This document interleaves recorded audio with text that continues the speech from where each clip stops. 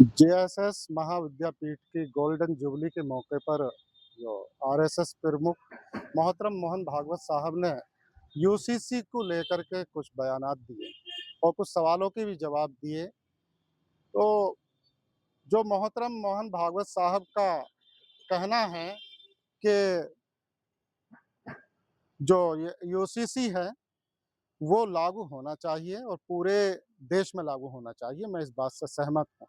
और फिर ये भी कहा कि कोई ज़ोर ज़बरदस्ती की बात नहीं, बल्कि जो लोग अनएजुकेटेड हैं और इस पूरी प्रक्रिया को और पूरे कानून को समझ नहीं पा रहे हैं, उन्हें एजुकेट करने की भी ज़रूरत है और सीधे तौर पर थोपने की ज़रूरत नहीं, बल्कि एजुकेट करने की ज़रूरत है। तो ये बड़ी समझदारी और सुलझेपन की बात है कि किसी भी जो गुमराह हो रहे हैं लोग, पहले उन्हें समझाया जाए, एजुकेट किया जाए। मैं इस बात से भी पूर्ण रूप से सहमत हूँ।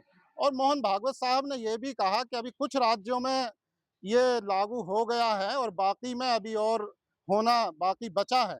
तो देखिए, हम यही मांग करते हैं कि ये एक अच्छा कानून है और पूरे देश में ये जल्द से जल्द लागू हो जाना चाहिए। जहाँ तक सवाल, कुछ लोग अनएजुकेट हैं और उन्हें एजुकेट करने की ज़रूरत है, तो इस बात से इसमें ढील नहीं दी जा सकती कि जो एक कट्टरपंथ की विचारधारा पर चल पड़े हैं या गुमराही की तरफ चल पड़े हैं, तो कानून अपनी जगह पर होता है।